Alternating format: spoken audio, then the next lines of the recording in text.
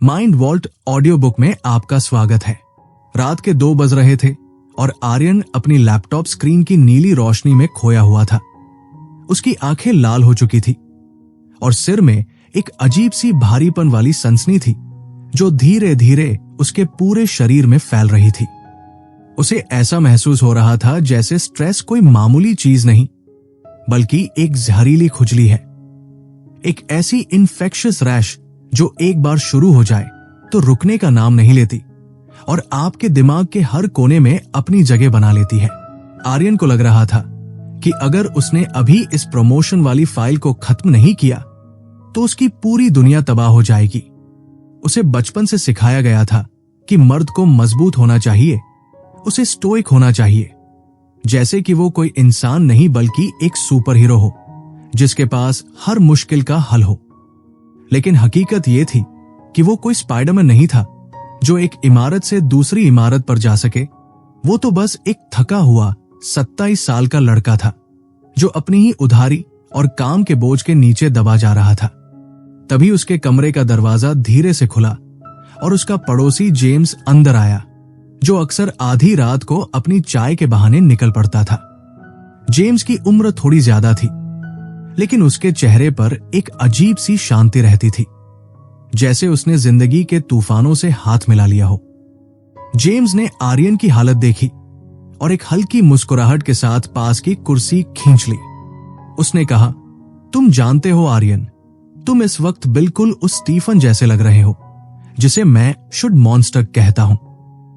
ये वो राक्षस है जो तुम्हारे कान में लगातार चिल्लाता रहता है कि तुम्हें और मजबूत होना चाहिए, तुम्हें ये बोझ उठाना ही चाहिए, तुम्हें हार नहीं माननी चाहिए। लेकिन सच तो ये है कि ये शुड्स तुम्हें कहीं नहीं ले जाते, ये बस तुम्हें अपनी ही नजरों में गिरा देते हैं। तुम सुपरहीरो नहीं हो और ये बात मानना ही स्ट्रेस को हराने की पहली सीढ़ी है। हम सब इंसान हैं और इंसान कभी कभी टूटते हैं, थकते हैं और ये बिल्कुल नॉर्मल है। आर्यन ने एक गहरी सांस ली। उसके हाथों में अभी भी वो बेचैनी थी जो उसे सोने नहीं दे रही थी। उसने जेम्स से कहा कि उसे डर लगता है कि अगर उसने अभी कोई फैसला नहीं लिया या इस काम को अधूरा छोड़ दिया तो सब उसे एक लूजर समझेंगे। जेम्स ने बड़े प्यार से उसका लैपटॉप बंद कर दिया और कहा, जरा रुको, एक बहुत जरूरी नियम याद रखो। रात के 8 बजे से सुबह के 8 बजे के बीच अपनी जिंदगी का कोई भी बड़ा फैसला मत लो। इस वक्त तुम्हारा दिमाग एक ऐसी धुंध में है जहां तुम्हें लगेगा कि नौकरी छोड़ देना, घर बेच देना या किसी पुराने दोस्त को गुस्से में मैसेज कर देना ही एकमात्र रास्ता है। मैंने खुद एक बार स्ट्रेस में आकर ईबे से पर्पल रंग के गोताखोरी वाले जूते खरीद लिए थे, सिर्फ ये सोचकर कि इससे मेरा मूड ठीक हो जाएगा। लेकिन वो जूते आज भी मुझे मेरी बेवकूफी की याद दिलाते हैं। जब दिमाग शांत न हो तो लिए गए फैसले अक्सर बोझ बन जाते हैं। इसलिए अभी बस स्लीप ऑन इट, यानी सो जाओ।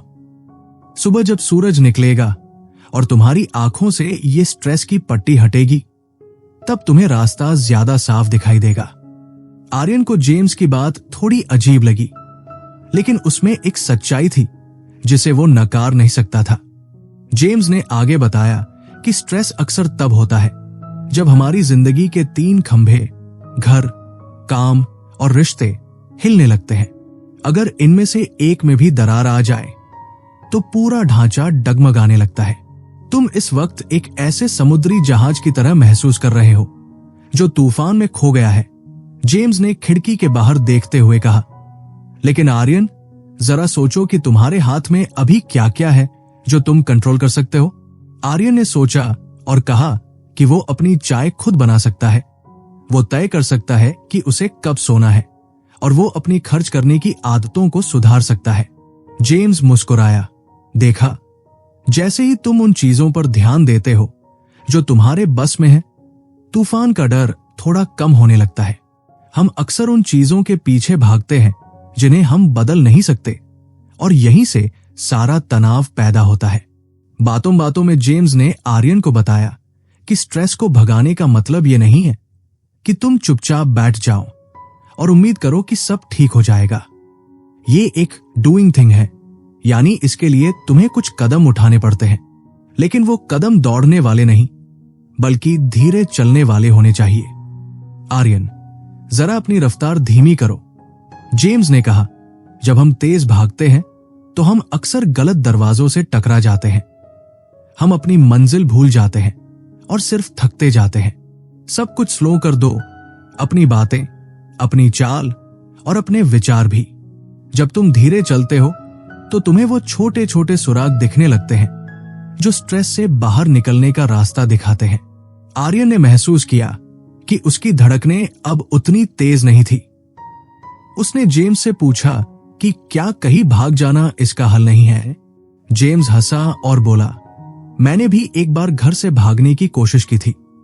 सोचा था कि जंगल में जाकर गिलहरियों के साथ रहूंगा और ताजा सब्जियां उगाऊंगा, लेकिन समस्या ये थी कि मुझे एक कील ठोकनी नहीं आती थी और गिलहरियां मुझसे ज्यादा बात करना पसंद नहीं करती थी। तुम जहां भी जाओगे, तुम्हारा तनाव तुम्हारे पीछे पीछे आएगा, जैसे कोई बेवकूफ पैपराजी किसी सेलिब्रिटी का पीछा करता है। भागना सिर्फ वक्त की बर्बादी है। असली बहादुरी भागने में नहीं, बल्कि रुककर उस तनाव का सामना करने में है। और इसके लिए तुम्हें एक स्ट्रेस बडी की जरूरत है। अगर कोई असली इंसान नहीं मिल रहा तो अपने दिमाग में एक काल्पनिक दोस्त बना लो जो बहुत ही समझदार और शांत हो। जैसे मेरी एक दोस्त है बेथ। जब भी मैं मुश्किल में होता हूं, मैं बेथ से बात करता हूं और वो मुझे हमेशा सही रास्ता दिखाती है। अपनी उलझनों को किसी के साथ बांटना उन्हें आधा कर देने जैसा है। उस रात आर्यन ने पहली बार महसूस किया कि शायद उसे अकेले सब कुछ संभालना जरूरी नहीं है। जेम्स ने उसे एक छोटे बच्चे की तरह समझाया कि जिंदगी को परफेक्ट बनाने की कोशिश छोड़ दो, बस गुड इनफ बनने की कोशिश करो। हम अक्सर अपनी उम्मीदों के बोझ तले दब जाते हैं और फिर खुद को ही कोसते रहते हैं। खुद को एक ब्रेक दो। जेम्स ने उठते हुए कहा, कल सुबह हम फिर मिलेंगे, लेकिन अभी के लिए ये याद रखना कि तुम हार नहीं रहे हो। तुम बस सीख रहे हो कि इस रैश का इलाज कैसे करना है। और हां, कल सुबह 8 बजे तक कोई भी फाइल मत खोलना, ये मेरा हुक्म है। अपनी जिंदगी में थोड़ा यानी विस्मय लेकर आओ, कुछ ऐसा जो तुम्हें ये एहसास कराए कि ये दुनिया कितनी बड़ी है और तुम्हारी ये समस्याएं उसके सामने कितनी छोटी। कभी किसी ऊंचे पेड़ को देखना या बस समुद्र की लहरों को गिनना, तुम्हें समझ आएगा कि तनाव को छोटा करने का सबसे अच्छा तरीका खुद को बड़ी चीजों से जोड़ना है। आर्यन ने धीरे से सिर हिलाया और अपने तकिए पर सिर रख दिया। पहली बार उसका दिमाग उस शुड मॉन्स्टर की आवाज से शांत था और उसे नींद की हल्की सी आहट सुनाई देने लगी थी। उसे समझ आने लगा था कि स्ट्रेस को स्मैशिंग करना कोई एक दिन का काम नहीं, बल्कि रोजाना अपनी छोटी छोटी आदतों को बदलने का नाम है। अगली सुबह जब आर्यन की आंख खुली तो उसे लगा जैसे उसके शरीर के ऊपर 16 जंगली हाथी बैठे हुए हैं जो उसे बिस्तर से उठने ही नहीं दे रहे। कल रात की नींद अधूरी थी और सिर में वही पुरानी भारीपन वाली सनसनी। उसने खिड़की के बाहर देखा और उसे जेम्स की वो बात याद आई कि तनाव एक जहरीली खुजली की तरह है जो धीरे धीरे पूरे वजूद को अपनी चपेट में ले लेती है। उसे महसूस हुआ कि वो पिछले कई महीनों से अपनी सेहत के साथ खिलवाड़ कर रहा था। कभी नींद ना आना तो कभी अचानक दिल की धड़कन का तेज हो जाना और चिड़चिड़ापन। आर्यन को लगा कि वो खुद ही उस स्ट्रेस मॉन्स्टर को पाल रहा है, उसे हर वक्त चिंता, डर और पुरानी बातों का खाना खिलाकर। उसने सोचा कि शायद वो उस राक्षस को इतनी बड़ी दावत दे रहा है कि अब उसे भी खुद के लिए नए कपड़ों की जरूरत पड़ रही होगी। ऑफिस के लिए तैयार होते वक्त उसने आईने में खुद को देखा और गहरी सांस ली। खुद को याद दिलाया कि वो कोई सुपर हीरो नहीं है जिसे हर चीज परफेक्ट करनी है। वो बस एक इंसान है और इंसान कभी कभी थकते हैं। ऑफिस पहुंचते ही माहौल फिर से वैसा ही बोझिल लगने लगा। आर्यन का सहकर्मी राहुल आज फिर देर से आया था और अपना आधा काम आर्यन की मेज पर पटक कर चला गया। राहुल बिल्कुल उस इंसान जैसा था जो कभी अपनी जिम्मेदारी नहीं समझता और हमेशा दूसरों को नीचा दिखाने की कोशिश करता है। आर्यन का मन हुआ कि वो चिल्लाए, सबको बताए कि ये कितना अन्याय है। लेकिन तभी उसे कल रात वाली बात याद आई, हेल इज अदर पीपल। उसे याद आया कि कैसे एक बार जेम्स ने भी कॉलेज में सब दोस्तों को साथ बिठाकर सुलह करवाने की कोशिश की थी और अंत में सब उसे ही बेवकूफ कहकर चले गए थे। आर्यन को समझ आया कि वो दूसरों को कंट्रोल नहीं कर सकता, चाहे वो कितनी भी कोशिश कर ले। ये तो बिल्कुल वैसा ही था जैसे किसी बिल्ली को एल्विस प्रेस्ली की तरह गाने के लिए मजबूर करना, जो नामुमकिन है। जैसे ही उसने राहुल को बदलने की कोशिश छोड़ दी और सिर्फ अपने काम पर ध्यान दिया, उसे महसूस हुआ कि उसके दिल के ऊपर लगा हुआ प्रेशर वाल्व अचानक खुल गया है और तनाव थोड़ा कम हो गया है।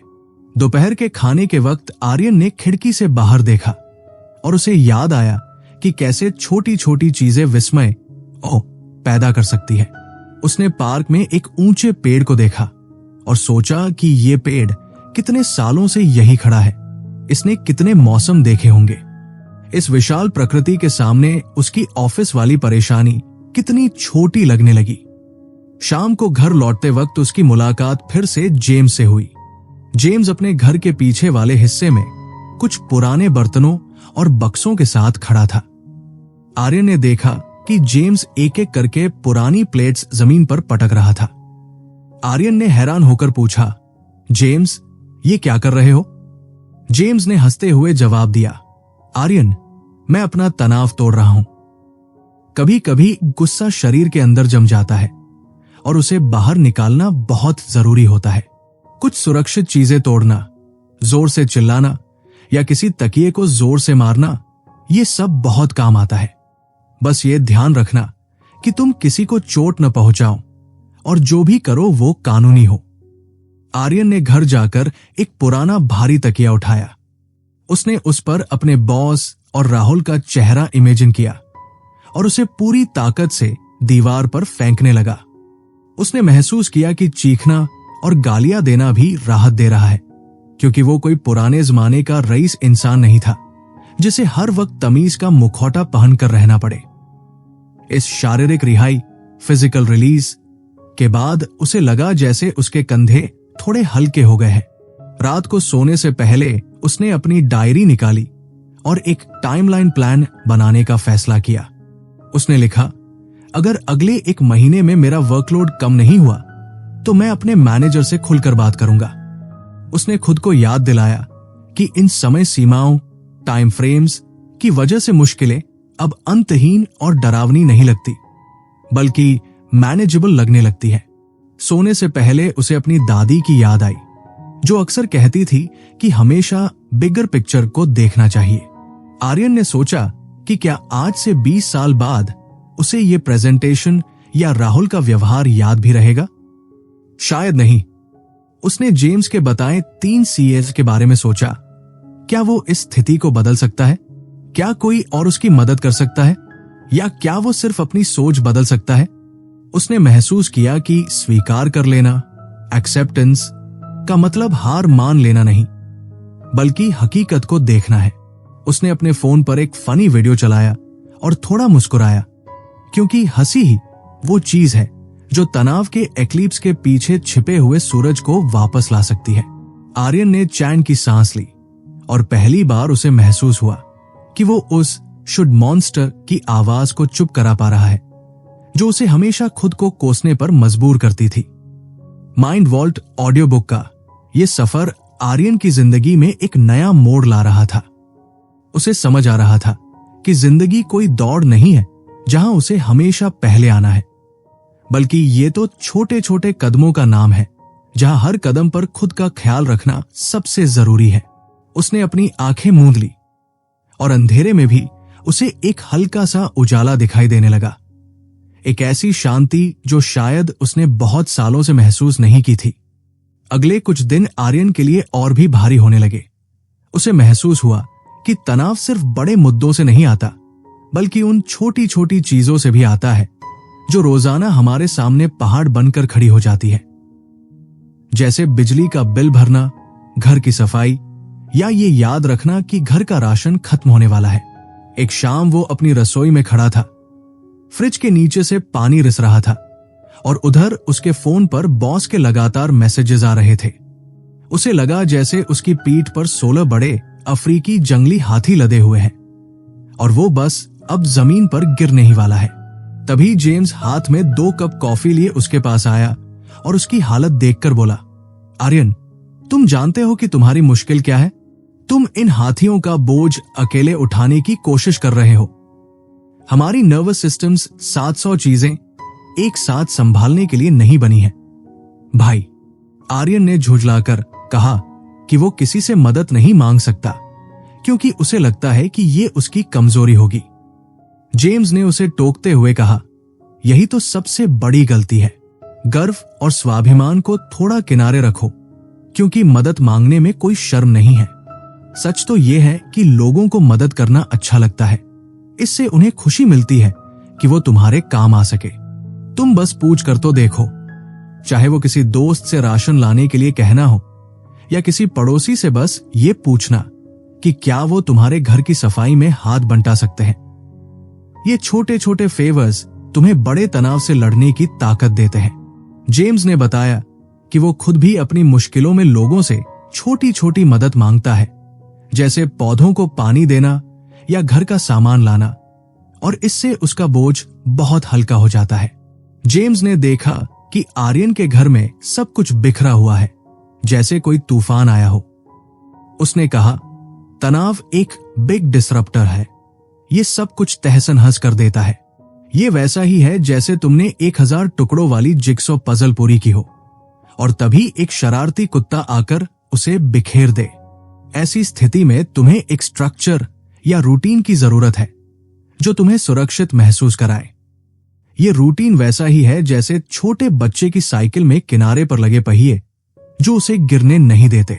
जेम्स ने सलाह दी कि जब दिमाग में शोर मचा हो तो अपने रोजाना के कामों को एक तय वक्त पर करना शुरू करो। खाना एक ही समय पर खाओ और कोशिश करो कि सादा खाना ही लो ताकि तुम्हारा पेट शांत रहे, क्योंकि तनाव का सीधा असर हमारे पाचन तंत्र पर पड़ता है। उसने हंसते हुए ये भी कहा कि वो खुद भी तनाव में अनडिमांडिंग ट्रैश टीवी देखता है, कुछ ऐसा जिसमें दिमाग न लगाना पड़े, क्योंकि ये छोटे छोटे पल ही हमारी हिम्मत बांधते हैं। फिर जेम्स ने एक कागज का टुकड़ा और एक पेन उठाया और बोला, चलो हम बॉक्सेस विद हेयर्स बनाते हैं। ये सुनने में थोड़ा अजीब लग सकता है, लेकिन ये मेरा सबसे पसंदीदा तरीका है। उसने एक बॉक्स बनाया और आर्यन से कहा कि इसके अंदर वो एक चीज लिखो जो उसे सबसे ज्यादा परेशान कर रही है। आर्यन ने लिखा, घर का सामान और फ्रिज की मरम्मत।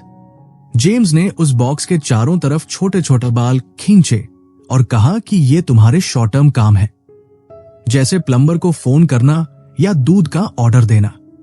फिर उसने कुछ लंबे बाल खींचे और कहा कि ये वो काम है जो तुम अगले हफ्ते या महीने में करोगे, जैसे घर की पूरी मेंटेनेंस का प्लान बनाना।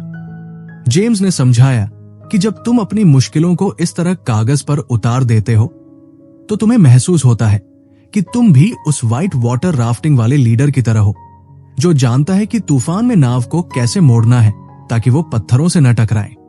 आर्यन को ये हवा में उड़ते बाल वाले डिब्बे देखकर पहली बार लगा कि चीजें उतनी डरावनी नहीं है जितनी वो सोच रहा था। जेम्स ने आगे कहा, देखो भाई, अपनी बॉडी का ख्याल रखना भी बहुत जरूरी है। तुम सिर्फ एस्प्रेसो शॉट्स और पैकेट वाले चिप्स पर जिंदा नहीं रह सकते। तुम्हारा शरीर वो जहाज है जो तुम्हारे तनाव को ढो रहा है। अगर तुम उसमें ईंधन ही नहीं डालोगे तो वो बीच समंदर में रुक जाएगा। ठीक से खाओ, पानी पियो और कम से कम 7-8 घंटे की नींद लो, क्योंकि जब हम नहीं सोते तो सुबह हर छोटी समस्या भी पहाड़ जैसी लगती है। उसने आर्यन को याद दिलाया कि जैसे वो अपनी साइकिल की मरम्मत करता है क्योंकि उसे वो पसंद है, वैसे ही उसे अपनी बॉडी के लिए कुछ ऐसा करना चाहिए जिससे उसे पसीना आए और खुशी मिले, चाहे वो सिर्फ तेज चलना ही क्यों न हो। उस शाम जब जेम्स गया तो आर्यन ने सचमुच अपने एक पुराने दोस्त को फोन किया और उससे मदद मांगी। उसे लगा कि उसके अंदर की वो गर्व की दीवार थोड़ी ढह गई है, लेकिन उसकी जगह एक नई शांति ने ले ली है। उसने महसूस किया कि डिस्ट्रैक्शन यानी ध्यान भटकना कोई बुरी बात नहीं है, अगर वो उसे थोड़ी देर के लिए उस तनाव के भंवर से बाहर निकाल सके। उसने जेम्स की वो बात याद की कि अगर हम लगातार भागते रहेंगे तो हम कभी अपनी मंजिल नहीं देख पाएंगे। इसलिए रुकना और दूसरों का हाथ थामना ही असली समझदारी है। उसे अब उस 16 हाथियों का बोझ उतना भारी नहीं लग रहा था, क्योंकि अब वो जानता था कि उसे कौन सा बोझ उतारना है और किसे दूसरों के साथ बांटना है। माइंड वॉल्ट ऑडियो बुक के इस हिस्से ने आर्यन को सिखाया कि कमजोर पड़ना भी एक तरह की ताकत है, अगर हम उसे स्वीकार कर लें। उसने अपनी डायरी बंद की और पहली बार उसे महसूस हुआ कि उसकी रफ्तार अब दुनिया के हिसाब से नहीं, बल्कि उसके अपने हिसाब से चल रही है। अगले कुछ दिन आर्यन के लिए एक ऐसे इम्तिहान की तरह थे, जहां उसे लग रहा था कि वो दुनिया से पूरी तरह कटता जा रहा है। उसे महसूस हुआ कि जब हम बहुत ज्यादा तनाव में होते हैं तो हम बिल्कुल उन घोंघों, स्नेल्स की तरह बन जाते हैं जो जरा सा खतरा महसूस करते ही अपना सिर अपने खोल, शेल के अंदर छिपा लेते हैं। आर्यन भी यही कर रहा था। उसने दोस्तों के फोन उठाना बंद कर दिया था। ऑफिस के बाद चुपचाप अपने कमरे में दुबक जाता था और उसे एक अजीब सी शर्म महसूस होती थी कि वो चीजों को संभाल नहीं पा रहा है। उसे लग रहा था कि दूसरों से मिलना बस एक बोझ है, लेकिन हकीकत ये थी कि इस तरह खुद को कैद कर लेने से उसका तनाव उसके अंदर ही किसी वर्लिंग डरविश की तरह गोल गोल घूम रहा था और उसे और भी ज्यादा बेचैन कर रहा था। एक शाम जब वो अपने कमरे के अंधेरे में बैठा था, जेम्स फिर से टपक पड़ा और उसे देखते ही बोला, देख भाई, ये जो तू स्नेल बनकर बैठा है ना, ये तुझे और बीमार कर देगा। हम इंसान सामाजिक प्राणी हैं और हमें अपनी उलझनों को बाहर निकालने के लिए दूसरे इंसानों की जरूरत होती है। ये मत सोच कि तू दूसरों पर बोझ बन रहा है। बस बाहर निकल और किसी पुराने दोस्त से दिल की बात कह दे। बात करना एक जादुई चीज है, इससे तनाव का कद छोटा हो जाता है। जेम्स ने देखा कि आर्यन का आत्मविश्वास, सेल्फ एस्टीम बिल्कुल जमीन पर आ गिरा है। उसने एक मजेदार सुझाव दिया, तुझे पता है आर्यन, जब हमें लगता है कि हम जिंदगी में फेल हो रहे हैं, तब हमें जरूरत होती है कुछ ईज इवेंट्स की। ये वो छोटी छोटी जीतें हैं जो तुझे ये एहसास दिलाती है कि तू अभी भी चीजें कर सकता है। जा और अपनी रसोई की वो दराज, ड्रॉर साफ कर जो महीनों से बिखरी पड़ी है, या बस अपनी पुरानी किताबों को अलमारी में सही ढंग से लगा दे। चाहे वो किसी शब्द की स्पेलिंग सही लिखना हो या बस बिस्तर की चादर बदलना, ये छोटी उपलब्धियां तेरे दिमाग में डोपामाइन का एक छोटा सा विस्फोट करती है, जो तुझे तनाव से लड़ने की ताकत देता है। ये सुनने में बेकार लग सकता है, लेकिन यकीन मान, ये ईज इवेंट्स ही तुझे वापस खड़ा करेंगे। आर्यन ने झिझकते हुए अपनी मेज साफ करना शुरू किया और उसे ताज्जुब हुआ कि महज 15 मिनट के इस छोटे से काम ने उसे थोड़ा बेहतर महसूस कराया। बातचीत आगे बढ़ी तो जेम्स ने एक और दिलचस्प मिसाल दी, लॉइस दी लिम्पेट की। उसने कहा, जब समंदर की लहरें बहुत तेज होती हैं, तो लॉस नाम की एक छोटी सी मछली अपनी चट्टान को जोर से पकड़ लेती है ताकि वो बह न जाए। आर्यन, तुझे भी अपनी जिंदगी की उन चट्टानों को ढूंढना होगा जो तुझे स्थिरता, स्टेबिलिटी देती है। वो पुराने दोस्त जो तुझे बचपन से जानते हैं और तेरे ऊपर जजमेंट नहीं देते, वो तेरी चट्टानें हैं। या फिर वो फिल्में जिन्हें तूने 100 बार देखा है, या वो किताबें जिन्हें तू बार बार पढ़ता है। इन जाने पहचानी चीजों में एक सुकून होता है, क्योंकि हमें पता होता है कि आगे क्या होने वाला है। तनाव हमें भविष्य से डराता है, इसलिए पुरानी और भरोसेमंद चीजों से जुड़े रहना तुझे सुरक्षित महसूस कराएगा। यहां तक कि बचपन का कोई पसंदीदा खाना जैसे बनाना शेक या अपनी पसंदीदा रजाई में दुबकना भी तुझे वो सुरक्षा दे सकता है जिसकी तुझे इस वक्त जरूरत है। आर्यन ने पूछा कि क्या खुशी ढूंढना इतना आसान है? जेम्स ने मुस्कुराते हुए समझाया कि खुशी और आनंद, जॉय, 2 अलग चीजें हैं। उसने कहा, देख, एक होता है बाजार का मिलावटी बर्गर जो बस 2 मिनट का मजा देता है, और एक होता है मूंग बीन सैलड जो तेरे शरीर को अंदर से पोषण देता है। मैं तुझे वो गहरा आनंद ढूंढने के लिए कह रहा हूं। अपनी पुरानी तस्वीरों को देख, उन पलों को याद कर जब तू पागलों की तरह हंसा था। ये यादें तुझे याद दिलाती है कि तू सिर्फ तेरा तनाव नहीं है, तेरी जिंदगी में खूबसूरती भी रही है और आगे भी होगी। कुछ ऐसा कर जो सार्थक, मीनिंगफुल हो, जैसे किसी की निस्वार्थ मदद करना या कोई ऐसी चीज उगाना जो मर न जाए। जब तू खुद से बाहर निकलकर दुनिया को कुछ देता है तो तेरा अपना तनाव अपने आप कम होने लगता है। जेम्स ने फिर आर्यन को एक बहुत ही सादा सा मंत्र सिखाया जिसे वो खुद सूदिंग कहता था। उसने कहा, जब कोई तुझे कहता है कि बस रिलैक्स करो, तो मन करता है कि उसके चेहरे पर कुछ फेंक कर मारे, है ना? क्योंकि रिलैक्स करना इतना आसान नहीं होता। इसलिए बस खुद को शांत, सूत करने की कोशिश कर। जरा अभी मेरे साथ ये कर। नाक से 4 सेकंड तक सांस अंदर ले और फिर मुंह से धीरे धीरे 6 सेकंड तक बाहर छोड़। बस 4 और 6।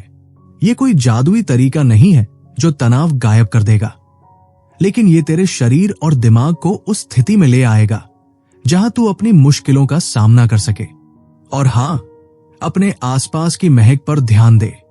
कभी कभी जलती हुई लकड़ी की खुशबू या पेट्रोल की महक भी हमें बहुत पुराने और सुरक्षित पलों की याद दिलाती है जो हमें शांत कर देते हैं। समंदर के पास जाना या बस आग की लपटों को देखना भी हमारे अंदर के आदिम, प्रिमिटिव हिस्से को सुकून पहुंचाता है। अपने घर को एक ऐसा घोंसला बना जो तुझे शांति दे, जहां तू अपना सिर टिका सके और खुद को दोबारा समेट सके। आर्यन ने अपनी आंखें बंद की और उस 4-6 वाली सांस को महसूस किया और उसे लगा कि शायद वो उस स्ट्रेस फोल्ड या तनाव की पट्टी को अपनी आंखों से थोड़ा खिसका पा रहा है। माइंड वॉल्ट ऑडियो बुक के इस हिस्से ने आर्यन को यह एहसास कराया कि उसे भागना नहीं है, बल्कि ठहरना है और उन छोटी चीजों को पकड़ना है जो उसे जमीन से जोड़े रखती है। उसे समझ आ रहा था कि जिंदगी कोई बहुत बड़ी जंग नहीं है, बल्कि छोटी छोटी जीतें और सुकून के कुछ गहरे पल ही उसे इस दलदल से बाहर निकालेंगे। अगले कुछ दिन आर्यन के लिए एक बड़ी चुनौती की तरह थे। उसे ऐसा महसूस हो रहा था जैसे वो ओलंपिक गेम्स के स्टार्टिंग ब्लॉक्स पर खड़ा है और उसके सामने अनगिनत हर्डल्स यानी बाधाएं हैं। उसे लगा कि वो बहुत अच्छा हर्डलर है और वो इन सब को एक ही बड़ी छलांग में पार कर लेगा। लेकिन हकीकत में ऐसा नहीं होता। अगर आप एक साथ सब कुछ ठीक करने की कोशिश करेंगे तो आप गिरेंगे ही। जेम्स ने उसे समझाया कि तनाव के बीच अक्सर हम ये भूल जाते हैं कि हर बाधा को एक एक करके ही पार किया जा सकता है। जैसे अगर आपको एक अनानास, पाइनएप्पल खाना है तो आप पूरा का पूरा उसे मुंह में नहीं ठूंस सकते। आपको उसे एक एक टुकड़ा, चंक करके ही खाना होगा। आर्यन को अपनी नौकरी में हो रही परेशानियों को भी इसी तरह हिस्सों में बांटना था। एक समय पर सिर्फ एक कदम। एक दोपहर जेम्स ने आर्यन को गुस्से का एक नया इस्तेमाल सिखाया। उसने कहा, आर्यन, कभी कभी तनाव पर गुस्सा होना बहुत जरूरी होता है, क्योंकि ये तुम्हें तुम्हारी शक्ति, पावर वापस दिलाता है। इसके लिए तनाव को खुद से अलग एक बाहरी चीज, एक्सटर्नल थिंग समझो। मेरा तनाव एक डॉजी बैजर यानी एक चालाक बिज्जू की तरह है जिसने काला चश्मा पहना है, जो गंदा सिगार पीता है और अपनी जैकेट के अंदर चोरी की घड़ियां छिपाकर रखता है। वो मेरी जिंदगी बर्बाद करने पर तुला है। जेम्स ने आर्यन को सिखाया कि कैसे इस बैजर से बात करनी है, उस पर चिल्लाना है और उसे अपनी जिंदगी से दूर भगाना है। आर्यन ने भी अपने तनाव को एक नाम दिया और उस पर जोर से चिल्लाकर कहा, तुम मुझे हरा नहीं सकते, मैं तुमसे बेहतर हूं। इस तरह तनाव को एक शक्ल देने से उसे महसूस हुआ कि अब वो उस पर काबू पा सकता है। इसी बीच जेम्स ने एक और हल्का फुल्का नुस्खा आजमाया, हास्य, ह्यूमर। उसने आर्यन को एक सड़ा सा जोक सुनाया। उस मछली को क्या कहते हैं जिसकी आंखें नहीं होती? FSH। आर्यन जोर से हंसा और उसे लगा कि कुछ पलों के लिए ही सही उसका तनाव गायब हो गया है। जेम्स ने बताया कि कॉमेडी देखना, पुराने मजेदार यूट्यूब क्लिप्स या यहां तक कि लोगों को बर्फ पर फिसलते देखना भी बहुत फायदेमंद होता है, क्योंकि ये हमें तनाव की गंभीरता से बाहर निकालता है। हंसी उस तनाव को एक पल के लिए तोड़ देती है, जैसे दादी की फ्यूनरल पर आर्यन के हाथ से कॉफी गिर जाना और सबका हंस पड़ना। ये पल हमें याद दिलाते हैं कि दुनिया सिर्फ दुखों और चिंताओं से नहीं भरी है। यहां अभी भी हल्की फुल्की चीजें मौजूद है। तनाव को कम करने का एक और व्यावहारिक तरीका जो जेम्स ने बताया वो था चीजों से छुटकारा पाना। एक शाम आर्यन और जेम्स ने मिलकर घर की सफाई शुरू की। आर्यन ने वो पुराने बैंक स्टेटमेंट्स, बेकार की रसीदें और कपड़े जो वो सालों से नहीं पहन रहा था, सबको इकट्ठा किया। श्रेड, रिसाइकल, बॉश, जेम्स ने चिल्लाते हुए कहा। आर्यन ने पुरानी फाइलों को हंग्री श्रेडर यानी उस कतरने वाली मशीन में डाला तो उसे लगा जैसे उसके दिल पर से बोझ हल्का हो रहा है। चीजों को व्यवस्थित, ऑर्गेनाइज करना और फालतू सामान को बाहर फेंकना उसे एहसास करा रहा था कि वो अपनी जिंदगी पर वापस कंट्रोल पा रहा है। फिर बात आई डिजिटल डिटॉक्स है। जेम्स ने आर्यन को अपना फोन घर पर छोड़कर आधे घंटे के लिए समुद्र के किनारे टहलने जाने को कहा। आर्यन को पहले बहुत अजीब लगा। उसे लगा जैसे उसका कोई हिस्सा गायब है। वो बार बार फोन चेक करना चाहता था, लेकिन धीरे धीरे उसे लहरों का संगीत, बादलों का घूमना और बच्चों की हंसी साफ सुनाई देने लगी। उसने महसूस किया कि फोन के बिना वो एक्चुअल वर्ल्ड यानी असली दुनिया से ज्यादा जुड़ा हुआ है। उसने न्यूज एप्स हटा दिए और सोशल मीडिया का इस्तेमाल कम कर दिया ताकि फालतू की चिंताओं से उसका दिमाग बचा रहे। जेम्स ने आर्यन को यह भी याद दिलाया कि तनाव में हम अक्सर भूल जाते हैं कि हम किसी चीज में बहुत अच्छे भी हैं। उसने आर्यन से पूछा, तुम किस काम में सबसे माहिर हो? आर्यन ने सोचा और कहा कि उसे खाना बनाना बहुत पसंद है और वो उसमें काफी अच्छा है। जेम्स ने कहा, तो वही करो। जब तुम कुछ ऐसा करते हो जिसमें तुम माहिर हो तो तुम्हारा सेल्फ एस्टीम बढ़ता है और तनाव को तुम बेहतर तरीके से संभाल पाते हो। चाहे वो बागवानी हो या कोडिंग, वो कौशल, स्किल तुम्हें ये एहसास कराता है कि तुम बेकार नहीं हो। आखिर में जेम्स ने उसे मिनिमी मोमेंट्स के बारे में बताया। वो छोटे छोटे पल जब आप भीड़ भाड़ और शोर के बीच सिर्फ अपने लिए कुछ सेकंड निकालते हैं। बस एक गहरी सांस लो और अपना नाम लो। खुद को याद दिलाओ कि तुम कौन हो और तुम्हें क्या पसंद है। जेम्स ने सलाह दी। ये छोटे ब्रेक उस भागती हुई दुनिया की रफ्तार को थाम देते हैं। आर्यन ने सीखा कि स्वीकार करना, एक्सेप्टेंस, हार मानना नहीं है, बल्कि ये देखना है कि तनाव मौजूद है और उसे धीरे धीरे सुलझाना है। उसे अब अपनी दादी की वो बात समझ आ रही थी कि स्मॉल स्टफ यानी छोटी छोटी चीजों पर पसीना नहीं बहाना चाहिए और बिगर पिक्चर पर ध्यान देना चाहिए। माइंड वॉल्ट ऑडियो बुक का ये सफर अब एक ऐसी मंजिल की तरफ बढ़ रहा था जहां आर्यन सिर्फ तनाव से लड़ नहीं रहा था, बल्कि उसे समझकर उसका समाधान भी ढूंढ रहा था। उसे एहसास हो रहा था कि अब उसे और इंतजार, डिले नहीं करना है, क्योंकि चीजों को टालने से तनाव सिर्फ बढ़ता है। आर्यन अब छत की मुंडेर पर बैठा था, जहां से शहर की रोशनियां किसी बिखरे हुए हीरों की माला जैसी लग रही थी। उसके पास जेम्स बैठा था, जो अपनी उंगली पर एक बहुत ही छोटे से निशान को गौर से देख रहा था। जेम्स ने अपनी उंगली दिखाते हुए कहा, आर्यन, जरा इसे देखो, ये एक बहुत ही छोटा सा सिस्ट है। जब ये पहली बार हुआ था, मैं हर रोज दुआ करता था कि ये गायब हो जाए, और जब ये वापस आता तो मेरा दिल टूट जाता था। लेकिन अब मैंने अपना नजरिया बदल लिया है। अब मैं इसके आने का इंतजार करता हूं और इसके लिए तैयार रहता हूं। जिंदगी में तनाव भी बिल्कुल ऐसा ही है। अगर तुम ये सोचकर चलोगे कि ये कभी नहीं आएगा, तो जब ये आएगा तो तुम्हें इतनी जोर से चोट पहुंचाएगा जैसे कोई बवेरियन डांसर किसी उत्सव में जोर से थप्पड़ मार दे। हमें स्काउट्स की तरह हमेशा तैयार, बी प्रिपेयर्ड रहना चाहिए। इसका मतलब यह नहीं कि तुम हर वक्त डर में जियो, बल्कि बस ये जान लो कि बदलाव आता रहेगा, कभी अच्छा तो कभी बुरा। जब तुम इसे एंटिसिपेट करना सीख जाते हो तो ये तुम्हें अचानक झकझोर नहीं पाता।